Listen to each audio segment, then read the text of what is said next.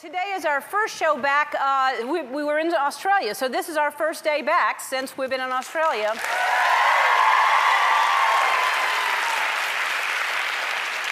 It was exciting. I was in Australia for a week. I was in Sydney for 2 days, Melbourne for 2 days, and then 4 days on a plane. It's very far away. It was an amazing trip, and I just want to say to all the people of Australia, there's a bit of jet lag.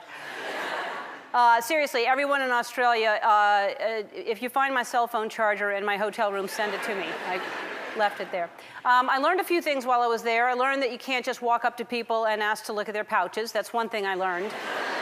And when I was in Sydney, I learned that there's no street called 42 Wallaby Way like in Finding Nemo. I went looking for it. What's next? Sea turtles don't talk? What am I gonna... Breaks my heart. Wherever I go, people are always asking me about Finding Nemo, and are they going to make a Finding Nemo 2? And I didn't realize that I guess I've mentioned it on the show once or twice. And now it's time for our new segment, How Come Every Animated Movie is Doing a Sequel Except Finding Nemo? Can you believe it's been 11 years since the Toy Story movie? 11 years. What's more incredible, it's been 7 years since the last Finding Nemo movie. If this is some kind of practical joke, it's not funny. They made a movie on this, and then it was so successful, then they made a sequel, which is what happens when movies are very, very successful, except in the case of Finding Nemo. Boy, but that's frustrating. Yeah. I thought I'll watch the Super Bowl, and it's fun, but it's just something I'll do once, and I'll never do again. Like, what's the word for it? Oh, yeah, Finding Nemo.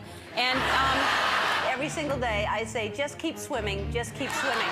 I'm going to put a picture on my vision board. I hope it works better than my Finding Nemo sequel board.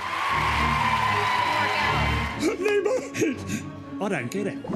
I understand that making Finding Nemo 2 would be hard because it's not easy to make a good sequel, and it's almost impossible to get the entire cast together with the same writers and directors and producers. Anyway, that brings us to Shrek 4. Finding Nemo, Finding Nemo, Finding Nemo, Finding Nemo, Finding Nemo, Finding Nemo, Finding Nemo, Finding Nemo, Finding Nemo, Finding Nemo. I mentioned it a few times. I've mentioned it a couple times. But I am a positive, patient person, and I know that when you have a successful movie, usually they make a sequel. So I waited, and finally I got the call from the director, Andrew Stanton, who I love very much, very talented man. And he said, yes, indeed, we are going to make Toy Story 3.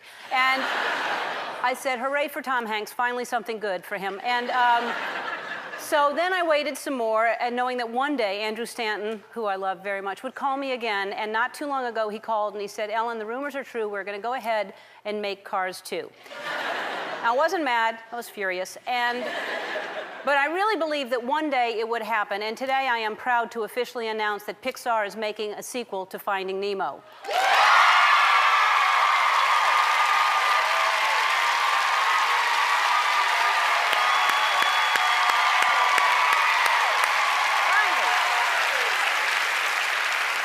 And here's the good news. They say I'm one of the 5 top contenders to play the part of Dory. So,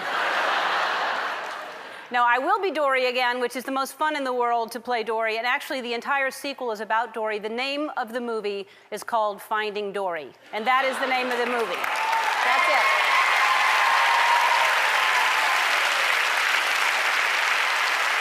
Exciting. So, kids, let that be a lesson to you. Anything is possible if you're patient and you beg hard enough on national television. I'm excited that it's finally happening, and I read the script. It's fantastic. It's hilarious. It's warm. It's everything that you want it to be.